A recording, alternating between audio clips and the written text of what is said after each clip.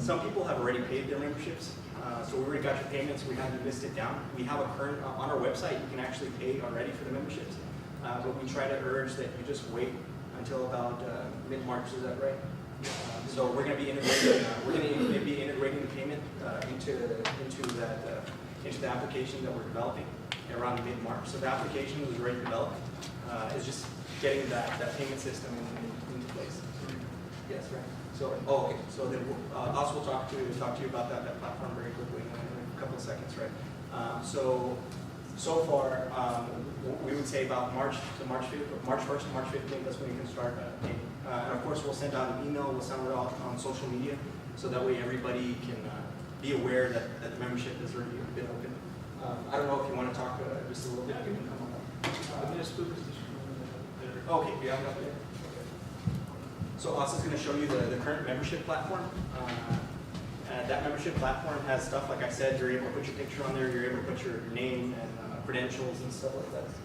So okay, my name is Alfredo Gomez. I'm a web developer, a full stack web developer.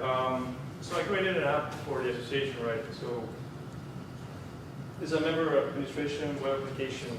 So first of all, I want to talk about the needs. So why I did it, right? It's always to have control over our members, like the new ones and the the current ones. So now in the application you can register new members, organize the ones that are already there, and create a profile for them. The profile team is linked to an ID that will go into your business card once you are part of the member. Once you're part of the association, and with that card, whenever you scan it, it will direct you into that profile website. And also inside the website, and once you log in, you can apply for the programs to take IT or take control, for example, right? And in the future, whenever we develop more programs, we can add you there if you like it. So I developed the application using Ruby on Rails and some technologies to make the application scalable, secure, organized, and in fast development, right? So it's adjusted to grow, but I want to make this application like more as a platform for the association.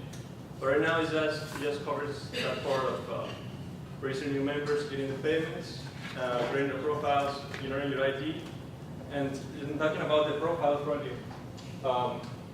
So it's basically you have your Stira card, right? Your member card, and then you scan it, and it will go to the web application. Now, the profile page can be either public or private. I mean, we don't want like anybody to. If you don't want to show the people your information, you can set it up to private. So, I can show you the application right now. So this is the application, right? So for the new users. Let me just create a new user so you can see the process, right? So whenever you log in and then sign up, and you put an email here, and put a test 2019 or something at gmail.com. And I create a password. So once you create your password and sign up, it will ask you for the payment, right, in order to access the application. So let me just put my credentials here.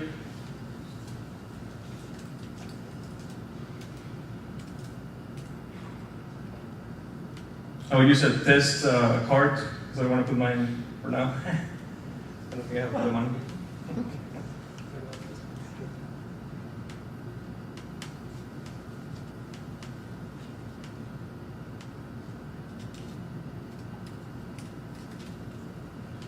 So once you click pay and you press the payment, it asks you to create your own profile though. So let me create it real quick. So I can put my name here, like let's say I'll put a random name. Former Sanchez. And a phone number, 956, something, right? And my email.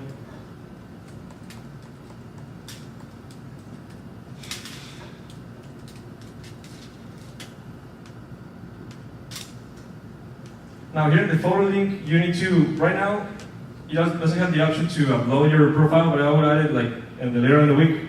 But for now, it asks you for a photo. Now, I will generate the profile here. I will just show you the ones that are already generated.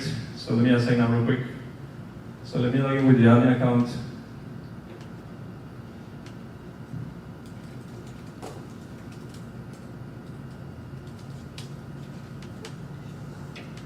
So only the admin can see all the members, right? So I will see this one, for example.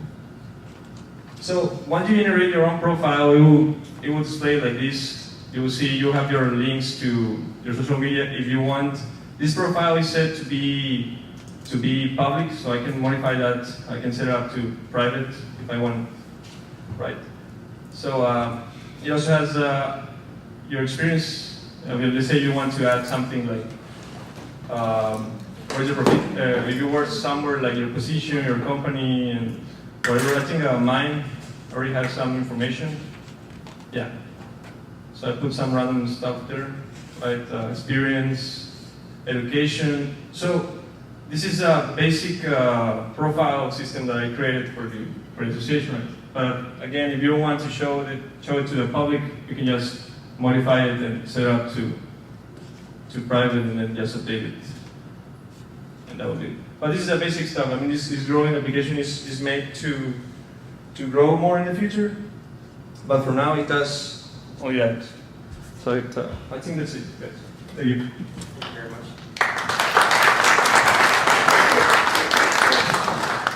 Okay, so that's where we're at. As in terms of application development, you can tell that Asa has done a great job on developing it. He actually developed it within actually less than a month. So he really took the time necessary to build that application. So that's where the membership portal will be. That's going to link to our website. So the website is going to be purely informational. There's going to be a link whenever you register on the website that's going to link to that application, and that's where you can create your profile. Now that I'll kind of walk you through that profile creation, it'll be a little bit easier for you when you get on there.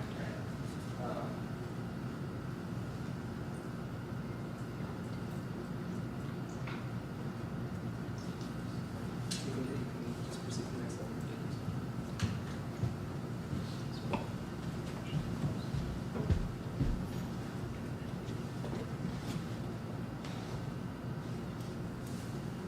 Okay, so very quickly, tech control program, right? So a lot of people are already in the tech control program. Just by a show of hands, too, how many people are in tech control in this room right now? So 5 people or 6 people are in tech control, right? So there are quite a few tech control members now. We have close to about 20 people in the tech control program. Very, very successful so far. So Doña Tota was one of our biggest accomplishments. So we actually got to wire their entire network. Right now, they're very glad that we did, so they were able to access that infrastructure when they wouldn't have otherwise been able to. So that network install was about 16 to, I think it's about 16 devices, and everything's working spick and span. So even Spectrum went in there and they were installing some of the VoIP items, and they were impressed with what we did. So that was one great accomplishment. You can actually see that is actually a Doña Tota. Some of you in this room are already there on that picture, right? We encourage people to join our tech control program. It's a great way to get to learn your true, like basically apply those different types of skill sets that you learn at South Texas College, learn through the CompTIA certification programs that Region 1 provides. There's a lot of certifications out there, and there's a lot of education out there, and try to use that technical expertise and go out there into the field and actually work on it in a real dynamic environment. That's what's going to make you the technician that you need to be. So getting involved in the tech control program is really great, right? And in fact, one of the other successful engagements that we were working on was through Carlos from VTX1. He just installed the access point right outside here in the C building. And in fact, he just wired it right now. But that's the reason why he was gone for the first half of the meeting. But we had our, in fact, on the email that a lot of you got on the news section, you might have heard about that already. There's some pictures up there that we had when we were installing that access point, putting those patch cables into the switch in the room actually right next door. So there are a lot of great ways to learn, and I think that the tech control program is great for a lot of you. So make sure to join, and if you would like to learn how to do it, completely free if you're a member. This is one of the programs that we were talking about. So some of the next opportunities that we have a dentist's office, an apartment complex, a law office, a restaurant, and I believe that there was actually 2 more that we just received just recently. So we have a lot of good jobs coming up. So it's a great opportunity for you to get involved. So just make sure to stay in touch. If you're on the Slack, make sure to join the Slack. If not, we'll send you an email on upcoming jobs for people that are in the tech control program, right? If you have any questions about the tech control program, you're more than welcome to contact me, or you can also contact Jake Hernandez right over here. So other than that, any questions on tech control? Perfect. If you move on to this. This is our newly released program, Teach IT program. We're trying to launch this right now. It's been a little bit slow for a lot of you that may have joined the program already. Right now, we're actually teaching a class at ITA. It's at ITA Books, and they're teaching one of our guys, John Nava. He's teaching cybersecurity at that class, and so far it's been going really, really great. He's been able to work really well with the students, really connect. And he told me, and we got a lot of valuable feedback from that program. So it was almost like a beta when we went with John Nava, and of course one of Dennis Stewart up there from IDEA. He's one of the project managers at IDEA. He's also in our program too. So it's a starting program. We were trying to see how that program would work and the way that we can make it more efficient and effective, right? So far it seemed to be, it was proven to be really successful, especially to the student.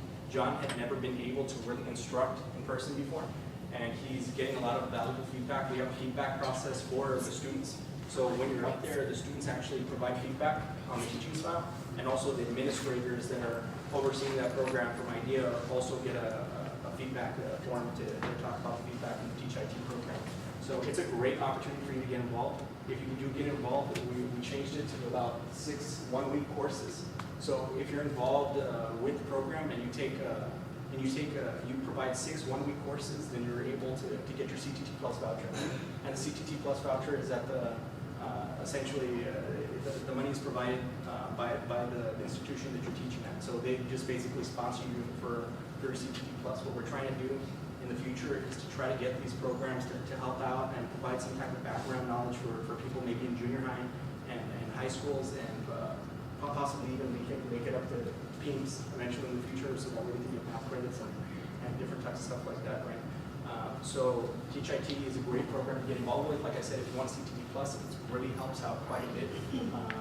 And I don't want to say it's a supplement for a Texas teaching license, because it's not, you know. But I think that it's very, very keen on tackling objectives related to specifically technical types of subjects, because technical subjects tend to be more applicational and hands-on, and you need an instructor that can integrate both the conceptual type of items in that particular discipline, as well as the applicational section and hands-on type of thing, right? So I would say if you have any questions, you can contact me, but it would be best to contact George Cisneros. He's our Education Development Officer. His cards are up front, so if you're interested in that program, you're more than welcome to send him an email. And he can explain that program in a little bit more detail for you. So right now we're building in an application process. So we're talking hopefully to Teach for America, so that way they can create almost like a feedback process to evaluate the instructors, provide some type of like basically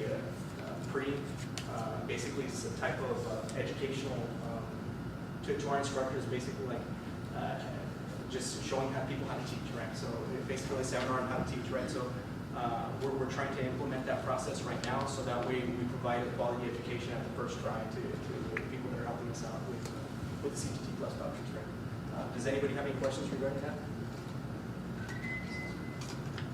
I keep picking up this thing, but I keep forgetting it's not working.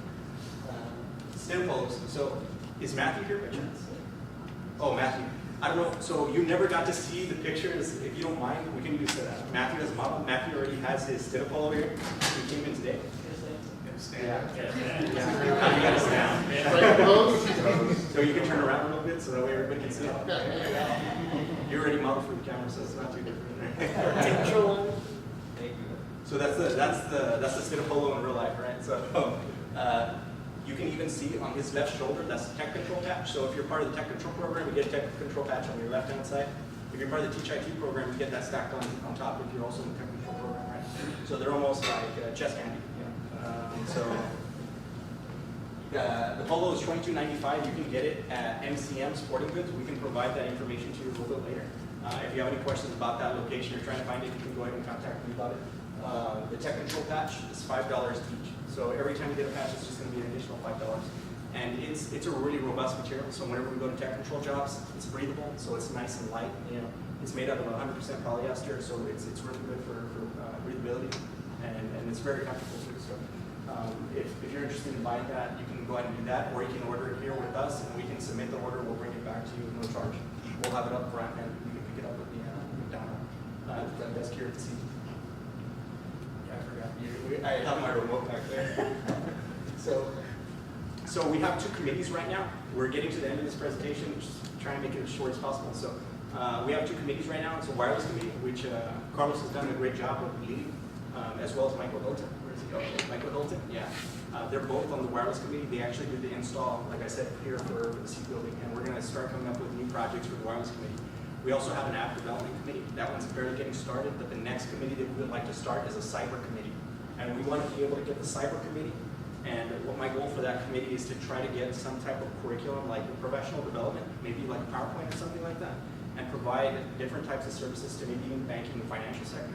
So that way we can talk to Lone Star National Bank, Rio Bank, and we start talking to regular, like normal employees, non-IT employees, maybe administrative staff, and we try to provide them with the tools that they need to protect information online, as well as social engineering efforts. So that's something that I wanted to focus on, that shows you how to apply the skill sets, especially in the workforce, if not teach it to others that would benefit from it a lot here in the community. Because if you don't know, a lot of people have seen the Wells Fargo type of crisis, right? We don't want any of our banks going through that crisis either, so we want to see if we can protect them as much as possible. So if you're interested in doing the cyber program, I already had 2 people that wanted to get on board. Every committee needs at least 4 to 5 members and a supporting board of director. So that covers that. So you can talk to me afterwards, and we can talk about that. So now we're going to invite our guest speaker up. Thank you very much for coming by. So my division includes IT, information security, educational technology, library, tutoring, institutional research, institutional effectiveness, accreditation. I always forget something. But what I want to kind of talk about today a little bit is probably a little bit. What I want to talk a little bit today was really like a technical subject. It's something I guess I wished, and I know, talking to some of you in here, I know everybody's in a little bit different place in some of their careers, but I think it kind of does it with, no matter what part of your career is, you really kind of control your own destiny. And a lot of you are on the right track because you're a member of an organization like this, where you're kind of coming out and saying, what can I do to kind of enhance my career? Where am I going? What am I doing? And so I, unfortunately, like when I first started, didn't really have that kind of thing. It was kind of hit and miss, kind of wait, something happens, and didn't really take control of my destiny. And kind of messed around and did some things. I'm sure some of you in here did the same kind of thing. We kind of wandered around and really didn't have a plan. And that was unfortunately me. I don't know how many else people have in here. But really, you can control your own destiny. There's some things that you probably need to do, and I want to share a little bit about kind of how I got to where I am and some of the kind of mentors and some of the people that came to me. So really, first off, you got to figure out, where do you want to be? What do you want to be? Where do you want to go? What do you want to do? Is it, from an IT perspective, you want to be the programming side, you want to be the hardware side, you want to be the cyber side. And that's, I think, a little bit easier than you want to pick. But then, where do you want to be? So in the Valley, if you want to be in IT, you go where?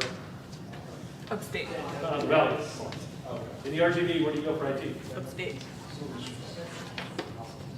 You got school districts, you got hospitals, right? There's no Amazon, there's no Google, there's no Microsoft. There's none of that kind of stuff. And so you really got to kind of figure out, where do you want to be? Where do you want to go? What do you want to do? Just for me, I was in the Army. I got out of the Army, and like you guys, are all you in the same degree, CIS? Yeah. So I had my bachelor's in CIS.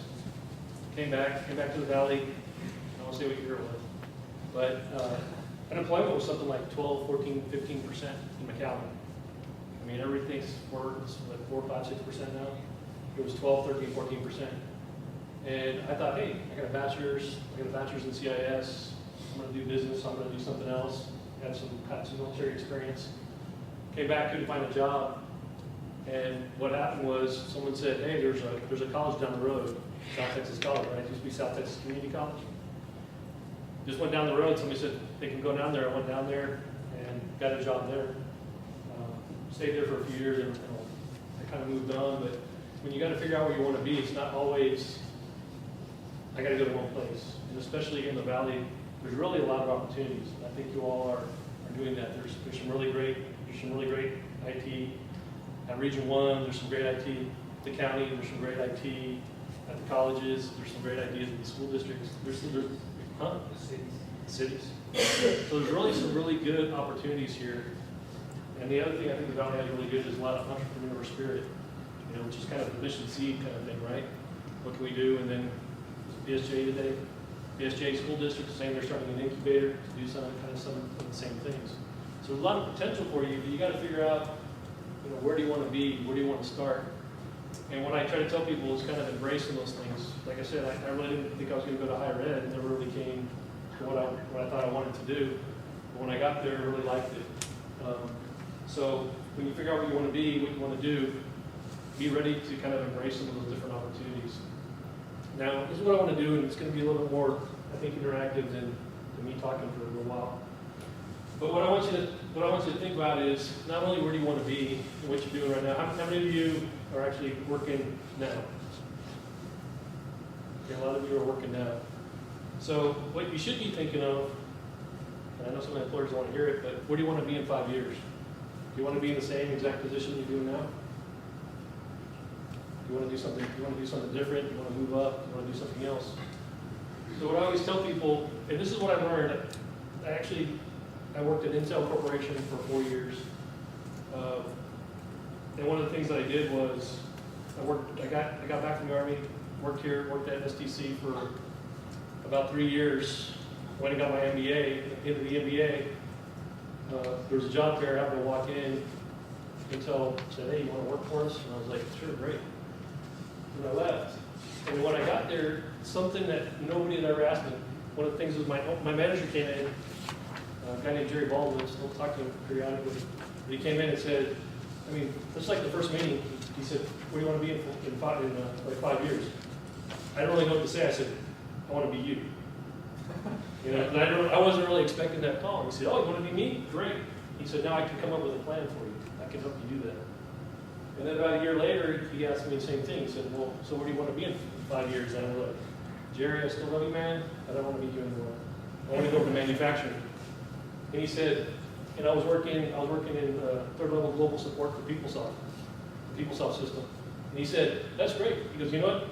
I can help you. Now that you told me I can help you." And he actually got me hooked up with some projects for the manufacturing side and started doing that. And then about a year or two later, I actually had an interview to be a manufacturing supervisor. Actually got the position, but then the hiring manager came and talked to me. He goes, "You know how manufacturing goes?" He goes, "It goes like this, and then it goes like this." And Intel had 3 shifts, right, around the clock. He said, "Third shift, sometimes it comes on when we need it. We lay them off when they're not. We bring them back in." He goes, "You're about to be the manager for third shift." And he goes, "And we're expecting it to go like this." Because you could start, and in about a month, he goes, "You're probably going to let go because you're going to be the new supervisor." And that's when I went, I really don't want to be manufacturing anymore. But what helped me was, he said, "Where do you want to be in 5 years?" And after that first time when I didn't know, I started looking around. I looked around the company. I looked around some things and said, "You know what? I really want to be in manufacturing. That's what I want to be." And the good thing is I had a manager that would help me kind of get there. And that's what I really think you do. As soon as you walk in, you should start thinking about, where do I want to be? Because it's probably going to take you a while to get there. So here's the interactive portion, I guess. What I'd like you to do next is just get on your phone, right? Everybody's got a phone. I hope everybody's got a phone. Right, people? But think about the position that you want to, what is the position that you want to be? Where's the position that you want to do? Are you frontline? Do you want to be a manager? Do you want to be network engineer? Do you want to be an information security analyst? What is it that you want to be in 5 years? What I'd like you to do is go to Indeed.com or Monster.com or whatever.com and just take a minute to kind of think about that position and actually look at a couple of positions, and then look at the experience and the skills, the education, and the certification that's going to take. I just want to give you all 2 or 3 minutes to do that. It shouldn't take very long. But just go and look and try to think about where is it right now and where you want to be in 5 years. Where do you want it to be? Okay, then what I want you to do is once you find that, this is the harder part for IT people sometimes. You got to talk to each other. In little groups, you guys are here, talk a little bit about, what is it that you want to be, and then how do you think you're going to get there? So, just partner up with someone, talk to someone next to you, and just do that for another minute or two. So what I did this morning too is, just to kind of give you an example is, I looked this morning, right, I just looked to the need. So I looked up, hey, I want to be a network administrator. Okay, so what I need is 7 years of experience. This is minimal, right? 7 years experience and 87 years server desktop network. Education certification, high school diploma, expired. That's not too much, but the associate's degree preferred, and then several certifications. CCNA and Microsoft certified engineer, right, server infrastructure. So if you look at that going, okay, if I'm just starting out today, am I going to be there in 5 years? No. I mean, you're not going to have the minimum experience. Yeah. So you really need to kind of come back and look at saying, okay, what is it that I can do? What is it that I need to do to get there? Is there something, it's got to be realistic. And you can't come and say, hey, I got my MBA today. I really don't have much experience. I'm going to be a CEO of a Fortune 500 company in 3 years. Probably not going to happen. So you really got to be realistic about it. And then you got to look. The other one is, if it's minimum of 7 years experience and you have all the minimums, you think you're probably going to get the job? I mean, who are you competing against? More experience. Actually have it. People do. Well, either that, or you can go with somebody. I got 12 years experience in Active Directory. I have an associate's degree, which is preferred. It's not required. It's preferred. And I have CompTIA. I have Security Plus. I have I have a CISSP, so whatever else, whatever else certification. So you got to look at it. If you're just hitting the minimum if you're just hitting the minimums, it's going to be kind of tough to get it as well. So when you look at your 5-year plan, you got to sit there and say, is it going to be reasonable? Now, when you start hitting the minimums, it doesn't mean you can't start applying. And sometimes when you go through some interviews and some other things, it's kind of good. You get some experience, right, going through some interviews, and maybe see where you're missing. But the other thing I tell everybody is in 5 years, try to be realistic.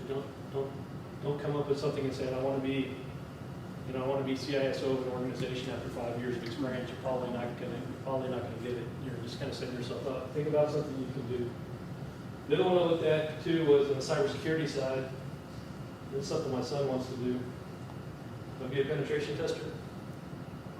So I looked at that one. So it doesn't really have minimum years. It just says you have experience, but then it does want a degree, and I'm assuming it's a 4-year degree. They don't really say, but a lot of them think about a 4-year degree. 3 years experience in vulnerability testing, industry certifications. I guess if you look at cyber, there's a bunch of them, right? So I guess it's just at least one of them. And then experience auditing PCI DSS standards. So this isn't, I didn't take everything, right? It's probably like a whole page if you guys look. But is that something that you could probably get to in about 5 years?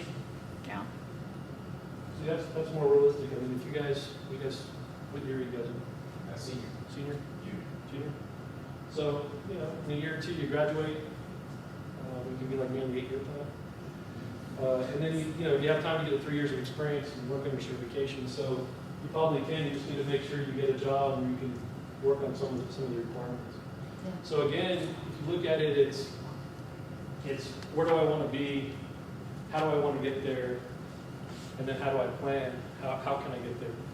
What were some of you guys want to share? What were some of the positions you guys are looking at? You want to share? Ben? Network engineering at Black Air Force Base. Okay. Any top secret clearance? Well, I had some clearance, but through time when I got out of the Air Force, once I was armed, they discharged me as far as but I have a buddy who works at Black Air Force Base, who's like the prior Army, and he started recruiting because we were saying we have people that are have experience in IT, but we are looking more for certification and experience, obviously, and that's when we started recruiting me, started talking about how to get Cisco certs, get IT certs, become a group. So within the next 5 years, I see myself back at Black Air Force Base doing network engineering. Yeah. And so you're going to school, but we talked a little bit earlier. So, but your program doesn't really have certifications built in. Right, that's what I'm trying to implement with my organization, because we're seeing a big disconnect between what your four-year degree is going to have, not a lot of hands-on, and what we've been doing here at SIA provide as well, as far as tech control, hands-on activity, and also with certifications. So, essentially trying to bring someone from UTRGV to do the whole package. So when you get from an employer, they say, I have this experience, I have these certifications, and I have business. That's perfect. That's kind of what I'm saying is, even though he's going to school, right, we would meet next year, maybe in May. Get your degree in computer science, but you know you have certifications. So on the outside of the education piece, you're going and looking to get a certification kind of on your own time, or working with an organization like STITA where maybe you can provide it and then getting some experience as well. And that's what I'm saying with the plan is there's some things where you're going to have to do something probably outside your normal day. You have to give up something, right? Going to school is not easy. Even when people say, "Oh, I'll take it online," how many guys have been taking online courses? Are they easier? No. Sometimes. But a lot of times at least for me, it was kind of like, okay, I know I needed to be the class, and now something turned in. I've taken some online courses. When I did my doctorate, I took a couple online courses in my doctorate, and it was kind of like, yeah, I can do it tomorrow. I can do it tomorrow. And all crap to do tomorrow. So, you have to have the discipline to do it. But what it takes is a lot of times it takes you to come back and say, I'm probably not going to get this done between 8 and 5. If you're in IT, you'll be actually working 8 to 5. 19. Oh, dear. Sometimes. It's 8 to 5, it's been on call. That's when you guys bring your system down through. Well, that's what I'm saying. Technically it's 8 to 5, but basically all the time. Yeah. So I guess what I'm trying to get to is you really need to figure out where you're going to go and understand it's going to take you a lot of times multiple years to get there. And I had a really good, my current boss, Dr. Reed, president of the college, about 9 years ago, I actually had to sit down with her. And I was a project manager at the college. We just implemented an ERP system. And I came and said, hey, I want to be vice president. And she actually had a good, frank conversation with me. And she said, great. But you know what? You don't really have enough financial experience. You really don't have enough HR experience. You're really good at IT, really good at project management, really good at this and this, but you're missing it. And I actually talked to her and said, how do you think I'm going to get it? And she's like, it's going to be really tough for you to get it here. And I went, okay, so you told me you have to leave. And she said, no, I'm not telling you you have to leave. But she goes, I don't want you to be 5 years from now. You're bitter because you're not vice president. But I'm telling you right now, you don't have enough experience. I hate to lose you. You're doing a great job for me. You asked my honest opinion, and I gave it to you. And so I went out, said, okay, I'm about to get a doctorate. I got this experience. This is what I'm missing. This is where I want to go. And I actually found a position in New Mexico. Got up and went to New Mexico for a few years, got that experience, and then there was an opportunity to come back home. I'm from here. An opportunity to come back home to SDC. I came home and got the job again. Dr. Reed hired me. There's a couple of reasons for that. One of them is I was honest with her up front. She was honest with me. We made a decision on professional development, and I pulled the trigger. I tried to look for some stuff in the valley, so I took my wife. I got a wife and 3 boys. Took them, moved to New Mexico, but I figured, hey, that's what I have to do to get the experience. And it ended up working out for me. So you really got to do that. I'm not saying get up and leave or leave your current employer. There's some things that you can do outside of it. If I need a certification, my employer's not supporting it, you can still do that on your own. But if you kind of come back and say, I'm missing X, I'm missing like management experience. They won't let me manage a team. You don't see it happening there. Sometimes you have to look outside of your organization. Or there's some things where maybe you can work at or to help with tech control, manage a team doing that, and then you can actually put that in your resume, right? So there's some different things that you can do. You just really need to look at it. We need to understand where you want to go. And I work at a college. I'm not saying that everybody needs to go get a degree. But if you look, you want to do this, and all the positions are saying get a degree, you probably need to get a degree. I mean, it says equivalent work experience, but I'm not really sure what that means. But you're probably going to be competing with other people that have degrees. If you don't have certifications in the field, you're going to need to get certifications. So really think about that. Think about how you can do that, how you can afford to do that over a course of a couple of years, and what makes sense.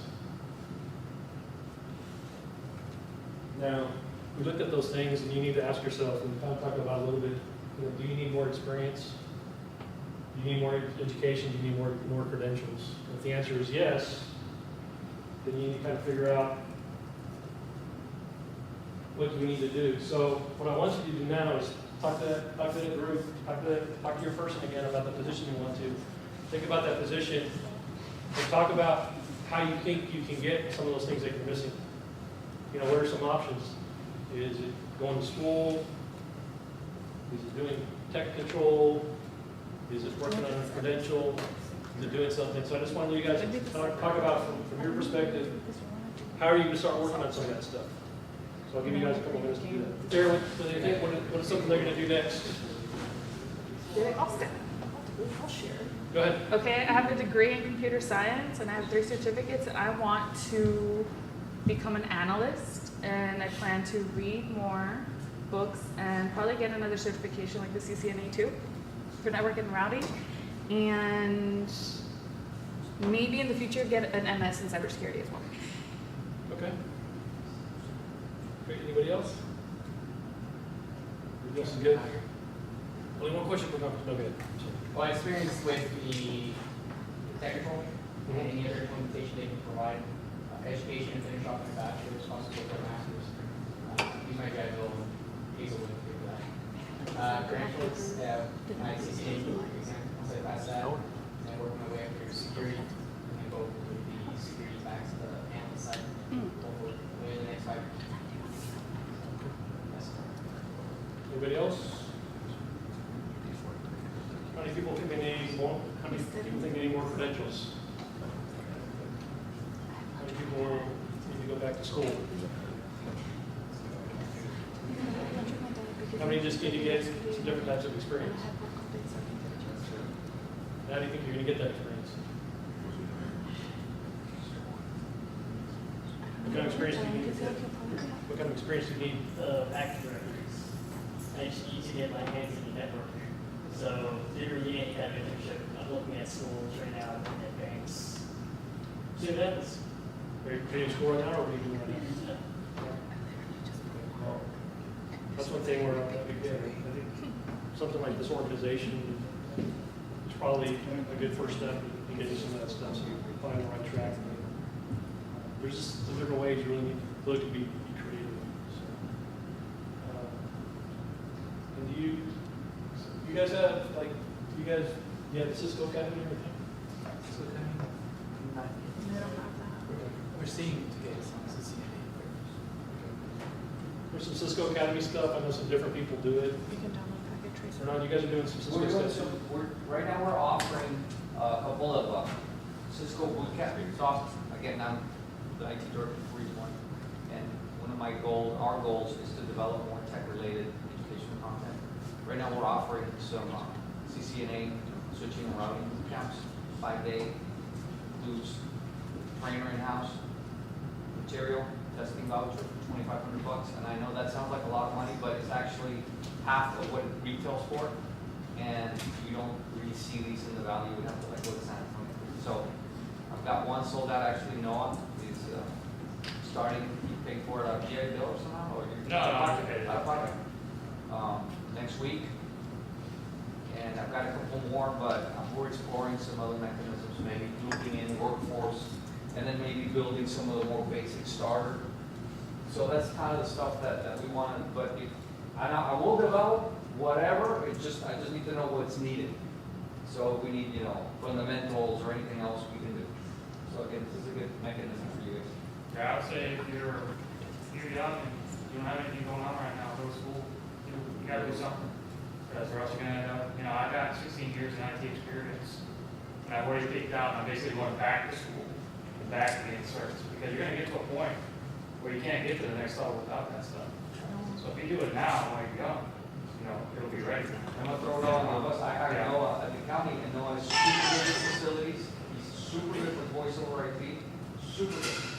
Networks, well-spoken, hustler, and I could not pay him more because of that issue with the education. So he's going back to school. He's gonna make himself more valuable. So it's But better for you to do it in your 20s or your teens than I'm 36. I'm going back to school. Yeah, before you get married, once you get married and have kids, it becomes a lot more difficult. I got a full-time job, I'm taking a full semester, so I don't It lie. becomes harder. So it's tough. It's okay. It's a little bit tough.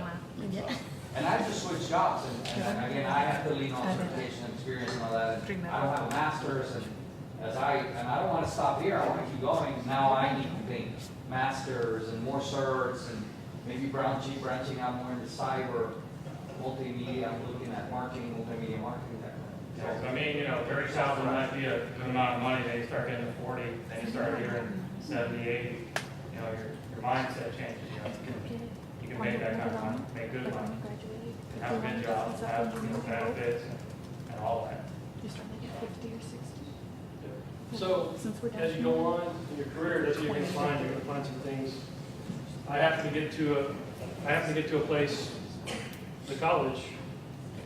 So, when I got back to the college and I got to the college, she's like, my boss came and said, when are you gonna get your doctorate?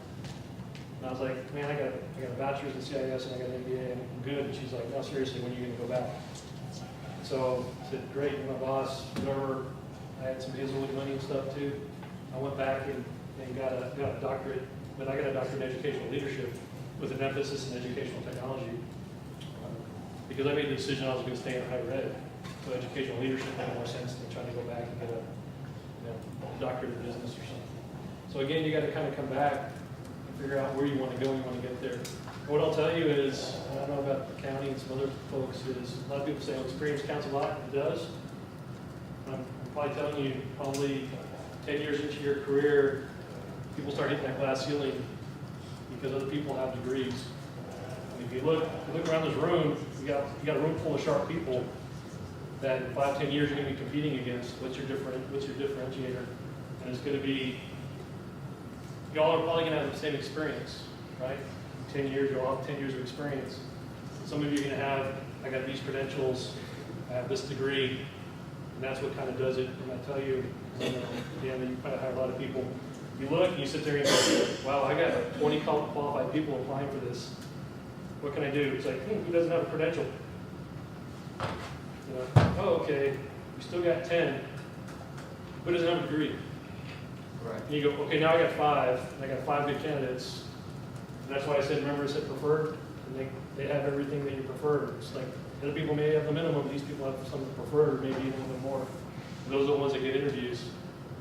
And so, as you think about it, as you go down the road, it takes time, it takes effort, it takes sacrifice. I mean, something you need to know is that when you're doing those online resumes, you may not even qualify if you don't check those check marks off. Like they might not even see your resume. Like it'll just go by. They won't even consider you. So, gotta check those check marks off, gotta check the boxes. So, Most of the HR departments won't even let you interview somebody, even if you know somebody's really good. Will not even let you interview them if the job description calls. and the last thing I know, we're kind of running out of time, so I'll do it, is, the last one is, are you even going to be ready if the offer comes? And everybody goes, yes. But right now, if someone said, hey, you got this great offer, your dream job in Austin, you just start in 2 weeks. How many of you could say, yeah, I'm going to go? So there's a couple of people. But a lot of times you have to talk to your spouse or significant other, right? Are you willing to move No, I want to be close to my family. I got a mortgage, I got a car payment, I got this, I got that. You know, a lot of these jobs, they won't even, a lot of them don't even pay relocation. Some of them do, some of them don't. So we have a lot of competition. I'd love to have you, don't have relocation. Okay, can you pay for all that? And so, as you're looking, you really need to kind of figure out, can you get into a place when you're ready to take a new opportunity, how can I get to that place? What can I do? Do I have something? Do I, you know, if I have a mortgage, if I have this, can I actually get up and move? Now I have a stabilization to pay for, plus my primary residence. Is my family ready to go? Are my parents willing to let me go? I don't know. Whatever your issue is, you really need to come back and say, can I take that opportunity? Can I do that? Even if it's between McAllen and Brownsville, if you have to be there in a week or two and you don't have a car, it can be very difficult for you to take that opportunity. How can you do that? So just think about that. How many of you guys have an updated resume, either LinkedIn or on paper or whatever? Really? Okay. What should you do as soon as you get a new job? Update your resume. Because you got the job description with everything. As soon as I do that, I get that, and I go, oh, here's everything they want me to do. I put it in there. That way, in a couple of years down the road, you're trying to figure out, like, what the heck am I doing in my job? You can go back to this original job description, you have something, because I know a lot of times when I'm looking, I know the email that you need is on the HR website. And you really don't want to go to HR going, here's my current job description, I'm trying to update my resume. They have that kind of stuff. And it's really true, but you got to come back and pitch those things as well, so that you're ready for an opportunity. And I'll just share one more thing that happened to me, and then some questions. But I told you I came back from the Army, got to Intel. Got to STC, got a bachelor's degree. They told me I got a master's. I went and got an MBA. So as I got done with the MBA, they had a job fair at the college. At UTRGV, ETPA back then. So I went with a friend of mine. He goes, "Let's go to the job fair." I said, "Man, I got a great job at STC.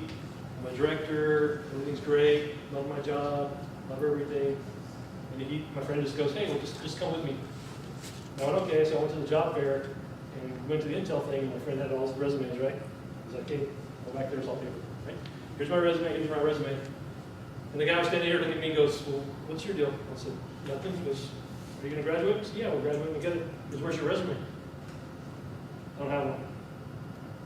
And he goes, "Well, what do you do?" I said, "Well, that's military experience, I have a bachelor's, I have a master's, I have this, I have that." He goes, "I think I got a job for you." My friend was all pissed off, and I'm like, "Keep your resume." So he did that, and then I got back and I said, so he just kind of wrote it down, wrote my thing, and like, whatever. And got a phone call, did a phone interview, and so we'll fly out to Sacramento. And that's when I told my boss, I was like, I wasn't even looking for a job. I told Dr. Reed, I wasn't even looking for a job.